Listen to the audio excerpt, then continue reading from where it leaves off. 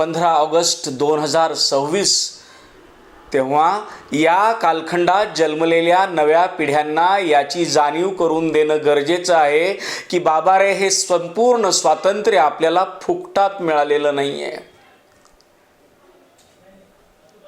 पिढीजात श्रीमंतांच्या पुढच्या पिढींना जसं कळत नाही ना, मागच्या पिढीने किती त्रास वेदना सहन करून हे सगळं साम्राज्य आपल्यासाठी उभं केलंय, तसंच उद्या जेव्हा आपण भारताचा 80वा स्वातंत्र्य दिन साजरा करतो आहोत 15 ऑगस्ट 2026 तेव्हा या कालखंडात जन्मलेल्या नव्या पिढ्यांना याची जाणीव करून देणं गरजेचं आहे की बाबा रे, हे संपूर्ण स्वातंत्र्य आपल्याला फुकटात मिळालेलं नाही आहे. लाखो लाखो भारतीय स्त्री पुरुषांनी आपल्या प्राणांची आहुती देऊन हे स्वातंत्र्य उभं केलंय. स्वातंत्र्याच्या यज्ञकुंडात शिरकमळांची आहुती टाकावीच लागते आणि स्वातंत्र्याची ज्योत तेवत ठेवण्यासाठी रक्ताची गरज असते, अशा विचारानं आणि त्याचबरोबर शांततेच्या मार्गानं, त्याचबरोबर मध्यम मार्गानं, अशा सगळ्याच मार्गाने काम केलेल्या सर्व स्वातंत्र्य वीरांच्या या महान बलिदानानंतर मिळालेलं हे स्वातंत्र्य हे सांगावं लागणार आहे. स्वातंत्र्याच्या पूर्वी झालेली भारताची फाळणी सांगावी लागणार आहे. फाळणीच्या जखमा सांगाव्या लागणार आहेत.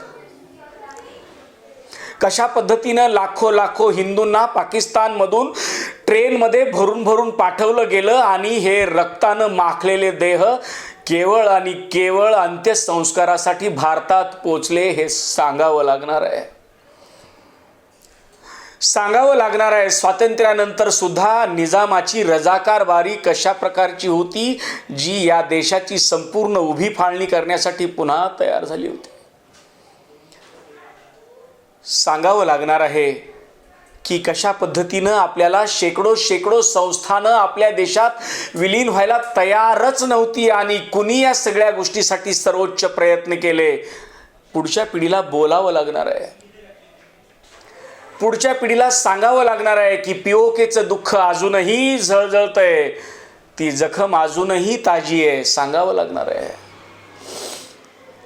सांगावं लागणार आहे की गेल्या 80-79 वर्षाच्या कालखंडात आम्ही कशा पद्धतीनं प्रगती केलोय, हळूहळू कशी ही प्रगती होत गेली आणि आज आपण कुठे आहोत हेही सांगावं लागणार आहे. आज दिसलेला स्वतंत्र भारत, सामर्थ्यशाली भारत, संपन्न भारत निर्माण होण्यापूर्वी या भारताची अवस्था काय होती, कशा पद्धतीनं होती, कशामुळं होती आणि का झाली, हे सगळं बोलावं लागणार आहे पुढच्या पिढीला.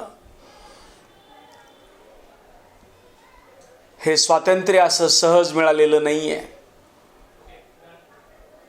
शेकडो जखमा अजूनही या स्वातंत्र्याच्या आपल्याकडं आहेत, हे आपल्याला समजून घ्यावं लागणार आहे. स्वातंत्र्यानंतर सुद्धा कशा पद्धतीनं काश्मीरमधल्या पंडितांना क्रूरपणे अमानुषपणे मारलं गेलं हे आपल्याला सांगावं लागणार आहे. स्वातंत्र्यानंतर सुद्धा कशा पद्धतीनं याच देशातल्या लोकांना परकीय देश त्रास देत आहेत. आजही कशा पद्धतीनं मला माझ्या पद्धतीची जीवन पद्धती जगता येत नाहीये सांगावं लागणार आहे. एक विकसित भारत निर्माण करण्याची जी प्रेरणा आहे ना, ती प्रत्येक भारतीयांनी घ्यावी लागणार आहे. मी या कटिबद्ध आहे या विकसित भारतासाठी. सुसंस्कृत भारत आहे माझा, तो संपन्न समृद्ध आणि सर्वश्रेष्ठ बनला पाहिजे या जगामध्ये. यासाठी मला काम करावं लागणार आहे. मला या देशामध्ये कसल्याही प्रकारच्या व्यसनाधीनतेला दूर करावं लागणार आहे. कसल्याही प्रकारच्या आतंकवादी कृतीला दूर करावं लागणार आहे.